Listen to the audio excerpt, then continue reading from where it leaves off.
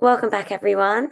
Today with us, we're super lucky to have Francesca, who is the co-founder and director of nutrition at Future Woman, which is a women's health hormone testing company based in the UK, which we'll kind of delve into a little bit later. But she specializes in women's health, but particularly in fertility and specific disorders such as PCOS. And I think we're going to delve into a little bit of these topics and really just focus on hormonal health, how that's related to fertility and things like that as well, particularly as Francesca also educates other practitioners on women's health and speaks regularly at health events. So, yeah, welcome, Francesca.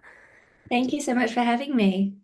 Thank you so much for coming on. And yeah, maybe just to get us started as well, it'd be great to hear a little bit about your background and how you got into this space and yeah, your background in it all. Yeah, sure. So I think I have one of those stories that I think a lot of health practitioners can really relate to in the sense that I had originally studied psychology and I really wanted to be a psychologist. But Mm. you needed I studied in New Zealand psychology, but you needed in order to get accepted into the next program to have some life experience. So I went and I worked in advertising and I burned out the classic. I was drinking wine daily and eating crisps and it was exercising too much and just this really classic overworking, unhealthy lifestyle. And I just had this big aha moment on my burnout um, that I wanted to help people really holistically, because that's how I helped myself through seeing a naturopath, through herbal medicine. And so I did a degree in New Zealand in natural medicine, and I ended up really naturally progressing into studying and specializing in women's health and fertility. I think I just attracted a lot of people. Yeah, I think you kind of attract your niche. It just happens in many ways, but also it was the area I couldn't stop reading about and was really particularly interested in. So, yeah, since then I've just been continuing to study and further my study with lots of specialists around the world Mm. and seeing clients and of course working with Future Women and hormone testing as well, which has really been an amazing part of my career so far Oh, too. amazing. Yeah, no, I love that. And yeah, it's nice that you kind of have attracted the niche that you want to specialize in as well. And what for, I guess you see so many different clients. What are some of the most common hormonal imbalances you see in women, particularly those in your niche that are trying to conceive? Because I feel like we hear the word hormonal imbalance all the time, but what does that actually mean and what does it often look like? Yeah, good question. So at Future Women, we see, because we do such comprehensive hormone testing there where we look at not only their hormone levels, but their hormone metabolism as well. And in women that are trying to conceive, I'd say the most classic hormone imbalance that we see is low progesterone. I'd say that's really common, especially in women trying to conceive with a huge amount of stress who have really Oh, altered wow. cortisol levels. Once Mm, cortisol is too high or too low and dysregulated, progesterone is often too low, and we need progesterone to be mm, maintained for at least 10 days of the luteal phase in order to have a healthy conception. But I would say what we also see a lot of is is dysregulated estrogen metabolism as well. So being too low in estrogen is a real problem for fertility because you need enough estrogen that your follicle makes in order to release luteinizing hormone and trigger ovulation. So you need enough mm, estrogen to ovulate. So we do mm, see a lot of women who are chronically stressed or underfed or over-exercising who have low estrogen. And I think that's surprising. It surprises a lot of people. They think that they're probably more likely to have high estrogen, and we definitely see that as well. Having too much estrogen can also inhibit ovulation and the mm. quality of the follicle as well. But the most common one I would say is low progesterone that we see. Mm. That's pretty Yeah. interesting, particularly as I think in the fertility space, there's so much focus on the estrogen side of things as well. So for you to say you often see progesterone is the lowest or the most common imbalance, I think that's, yeah, really interesting. And how does the progesterone play a role in fertility then? So progesterone, if you take the word, it's progestation. So it really is our hormone for conceiving. We make progesterone from our follicle that opens and releases the egg, and that follicle breaks down Mm, into the corpus luteum, and that makes our progesterone into the second half of the cycle. And we need progesterone to not only have implantation, but also to support the conception for the first 12 to 16 weeks while the placenta develops as well, until the placenta can take over. So we really need this beautiful, robust progesterone to be at adequate levels in order for this conception. And it also modulates our immune system activity. As we know, early conception is a very inflammatory event. So we need it to regulate our inflammation and our immune system activity. And it also modulates our microbiome activity too, which, as we now know, has such an important part in conception too, and preventing things like miscarriage. So it has a million roles in Mm. conception, and we really need it to be at adequate levels. We test it 5 to 7 days after ovulation, and that gives you a really nice understanding of whether it's if it's got enough to carry you kind of through that second half of the cycle. Okay, that's so interesting. And then, so with these hormones, you kind of explained how important they are. What hormones should people get tested? Is there like a blanket few that they should definitely get tested when trying to conceive? When should they test? How does that all work if someone's completely new to this and doesn't know even where to start with, yeah, testing or if they need to test or yeah, things like that? Yeah, good question. I think information is power in the fertility Mm, journey. So I think as much as you can test, it's great to do so. Because all of our hormones, they are so interconnected. You can never look at just one hormone in isolation, especially when we look at the endocrine system. We look at the thyroid and our ovaries and all these things. They interact and they talk. So, mm, as much information is great, but what we test for, I think, surprises people how comprehensive it is, in the sense that we look at your sex hormones like estrogen, progesterone, testosterone, and your other androgens too, because you don't want raised androgens because that can inhibit ovulation, for example. But we also look at the metabolism of hormones. So we look at the way that estrogen moves through the body in phase one and phase two detox. And if things are going wrong in these sort of stages, you can have more inflammation and oxidative stress, which can impact fertility and egg quality. So, the more information like this, the better. And we also look at cortisol. I think mm. cortisol is a really good one to test for fertility, because the fertility journey itself, especially if you've been on it for a while, is so stressful. It really impacts your adrenal glands and your stress hormones. So looking at your cortisol levels is really brilliant, understanding that brain communication pathway to the adrenal glands, and if that's dysregulated, because if that's dysregulated, your brain won't be talking properly to your ovaries either. So, I think be as comprehensive as possible. We sort of advise testing with our advanced plus in that sense, so that you can really just our advanced test, so that you can get all of those markers and more. Mm. And are there any kind of signs and symptoms or kind of red flags that you would often see in clients that come to you? Yeah, definitely. Do you mean it in terms of like when they first present? Yeah, or yeah, in terms of hormonal imbalances or any kind of yeah, elevated cortisol, anything like that. Yeah, I think there are definitely cases where we would see, like, you might see really low cortisol, and sometimes we might refer to the GP to test things like thyroid, because Mm. if something's really, really out of range, it could be that something else in the endocrine system has gone a little bit out of balance, whether it's the pituitary gland Hmm. or the thyroid gland or something. But in terms of sort of major red flags, really seeing cortisol extremely high or extremely Mm. low is Mm. definitely one. But if we see metabolized cortisol as particularly low, then we often send people for thyroid tests as well, because that's a sign that their metabolism is really sluggish. Again, there's just so much information that can be deduced from testing your hormones. Mm. It's not just your sex hormones.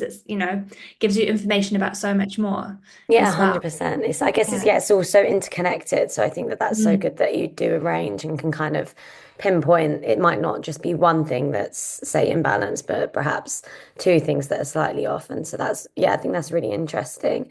And also, because you specialize in ovulation disorders like PCOS, do these clients come up different on hormone testing? Is there like a different strategy or different things or different approach that you take to these kind of clients? Yeah, good question. A lot of people come to us and they say they've been diagnosed with PCOS, and that always Mm, gets me sort of alert and thinking, because I've seen so many misdiagnoses of PCOS. really? Yeah. That's really stems down to the way that PCOS is diagnosed in the medical system. There's a lot of issues with it. There's a lot of misdiagnosis and overdiagnosis because they get ultrasound and ultrasound only, and that's not enough to rule out or diagnose PCOS. So what I've seen a lot of is people coming saying, hey, I've got PCOS. I've been taking all these PCOS supplements.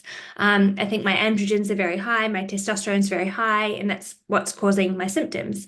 And then I'll see their test results, and I've seen this a lot, that they actually have very low estrogen, very low progesterone, and very in-range androgens. And they actually look more like they have hypothalamic amenorrhea, which has a lot of the same symptoms as PCOS.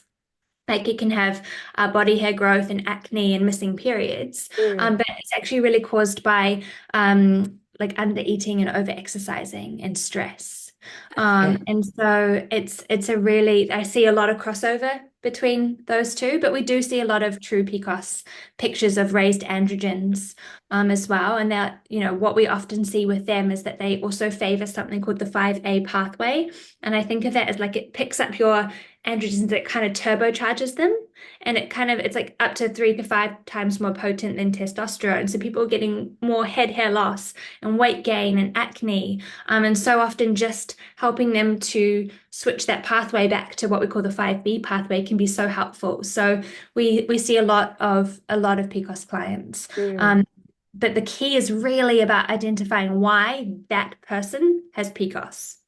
What's going on for that person. Mm. No one person is the same with PCOS. They're all incredibly different in many ways, but also they have common denominators, of course. Mm.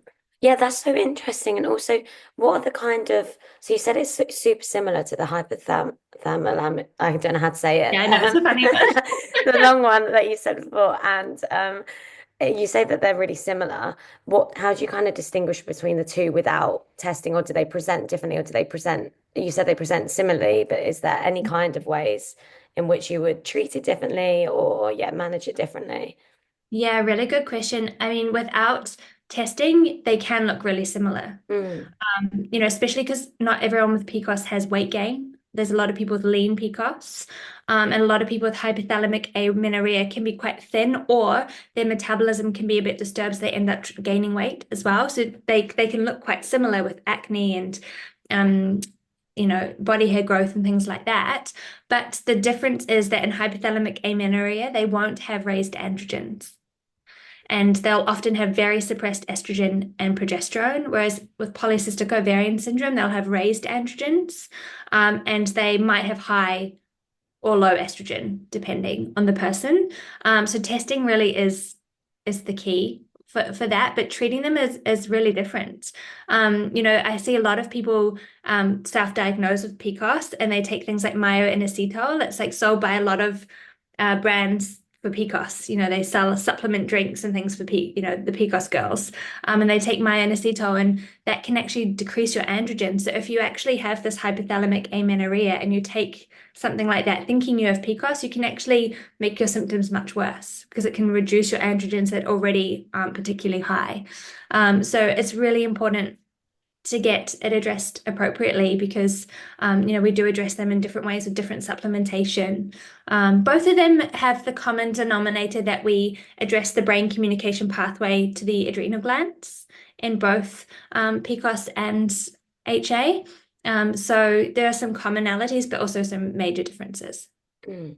Wow, I think that's super insightful for people who may be a bit unsure or may have self-diagnosed. And so I think that's, would you say there's any, I know obviously you take such an individual approach based on the results, but would you say there's maybe like some easy wins or easy ways in which you see a lot of reoccurring ways in which you can manage some of these hormonal imbalances that perhaps people don't know about or are not as aware of?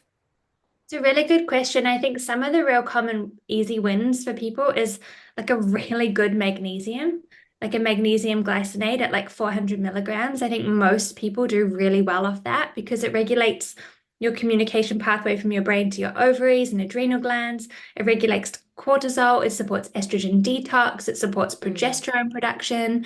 It's a really beautiful supplement for most people. Same with zinc, a beautiful dose of zinc for most people can be a really nice option.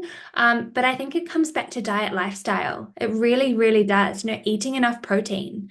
Um, it sounds so simple, but that is the key difference between people making long-term change and short-term change. We see with our clients who really implement those diet lifestyle changes, like getting up at the same time every day, going to bed at the same time every day, getting 8 to 10 hours of sleep, and eating like 30 grams of protein per meal.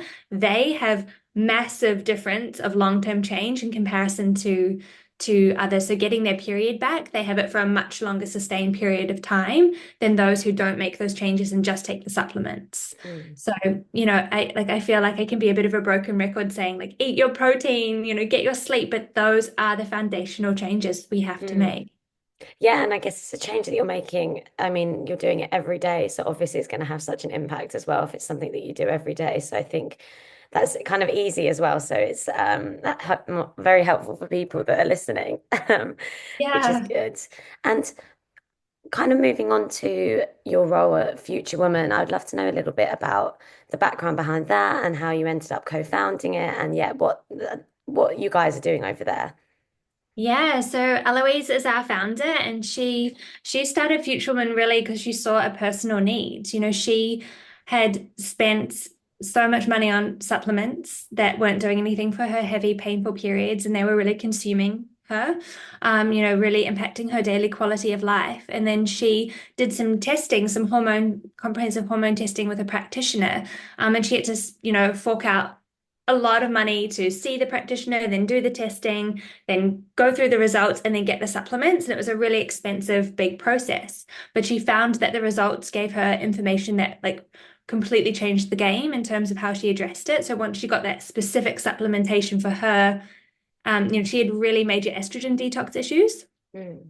She was really favoring the 16-OH pathway, which is quite proliferative, and it can cause a lot of sort of painful periods and breast tenderness and PMS and things like that. But once you got the right supplements to help that, her symptoms completely went away. So she kind of she founded and thought, look, we need to provide this testing to everyone. It's so beneficial and it's so individualized. So yeah, I got joined along with her to support the nutrition side of things and to run the nutrition team and build our reports. And it's been such an amazing journey because we've seen, I think the statistic is that 92% of our clients feel better within 6 weeks, which is Wow. something we're really proud of because, we know with natural medicine and natural health, things take time. Things take, a good couple of months to see change. But when you get it really right and it's really individualized, it can happen really quickly, as well. So like we're really proud of that statistic and seeing people turn their health around really quickly. Because it is a bit of a, we do want quick fixes in this world. We want to feel better and then continue. We continue from there as well. But yeah, it's been a really, really amazing journey and getting to see so many different types of clients that I wouldn't have normally seen in my own clinic has been really insightful. Oh, that's lovely. And I think, yeah, what you guys are doing is super important. And as you said, filling that needs and just providing kind of all the testing all in one. And do you guys have any future plans, or where do you kind of see it going as into the new year now, I guess? I know, gosh, I can't believe it's nearly the end of the year. So yeah, I think going in and going into the future, I mean, we do have some really exciting things coming up next year. We have an HRT clinic that we're launching with our GP, Rukia. She's amazing, and so I think that's a really exciting thing into next year because we see a lot of perimenopause clients and menopause clients, and our testing actually was originally created to monitor HRT, to see how you're metabolizing HRT. And it's been an incredible insight into how people come to us on HRT. We test and we see that their estrogen metabolism is all kinds of wonky, and we can help correct that. And then they finally feel that their HRT is finally working for them. Mhm. So it's been really amazing. So that's something really exciting to look out for next year. But yeah, we do have some exciting plans for next year. So we watch this space Mm. and just continue to support and grow our community as well. It's been an amazing few years. Oh, that's really interesting, particularly with regards to the estrogen metabolism side of things as well. How does that work in terms of testing? Is that something that, yeah, you see? How does that all work? Yeah, so our testing is urine based. Hmm. So blood testing can be really great. Any information is good information, but when blood testing takes that moment in time, and our hormones pulse throughout the day. So if you get a blood test, say at like 9 a.m., you're just getting that reading from 9 a.m. Whereas if you test it again at 12, it might be quite different depending on when your hormones were released. So we do urine testing, which is 4 times across the day to get a really good average of your genuine real hormone levels. But urine also allows us to look at the metabolism of hormones. So for estrogen detox, we can see your estrogen detox phase one, and there's three pathways: 2OH, 4OH, and 16OH, and you want the majority to go down 2OH, and we can really see exactly the percentage that your body is choosing. And so that's really insightful, because if you go down 4OH and 16OH with a major preference, it creates oxidative stress and inflammation and symptoms like PMS and painful periods and things like that. So that's amazing information. And then we can see how well you clear and detoxify estrogen from the body in phase two by looking at your methylation status. And so it's a huge amount of information. We're really Mm. seeing the whole journey of how much estrogen are you making? How is it clearing from the body? It's really gold information, especially if you're thinking about going on HRT as well. It's really, really key information. Yeah, I think that's so interesting because you're not just looking at, yeah, whether estrogen's there, but you're looking at basically what's happening to it when it's in the body, which I think must be so important for, yeah, HRT, but also for fertility as well. Yeah, hugely. If you have, a preference, I've seen a lot of fertility clients with a preference for 4OH, and that's DNA damage, oxidative stress, and inflammation. And Oh, as we wow. know, like, those are all things that impact egg quality. So if we can just move that towards the 2OH pathway through supplementation like sulforaphane or whatever we choose for that person, that can make a huge difference to egg quality and therefore fertility. Mm. Oh, wow, that's amazing. And yeah, I think that I'll obviously tag all of your guys' socials below so people can have a look and see what different Yeah. tests and yeah, have a look at your website as well, because I think that's really, really interesting, particularly with regards to what is actually going on inside of the body as well. Um, Yeah, it surprises you. I've done my own test, and like you really don't know until you test. You can guess mm, and guess and guess, and then it's actually like I tested mine and my cortisol was really, really high, and I did not expect that. mm, You can think something, and then it often proves you very wrong. yeah, exactly. Well, that's amazing. But that brings me to the end of my questions, I think. Is there anything else that you wanted to say at all? Anything else that you wanted to cover? No, that's brilliant. Thank you so much for your time. Thank you so much for coming on. Yeah, it was really, really interesting. And I think there's a lot for people to kind of have a look at or have a look at your site as well. So I think that that's really great. Oh, thank you so much. Thank you.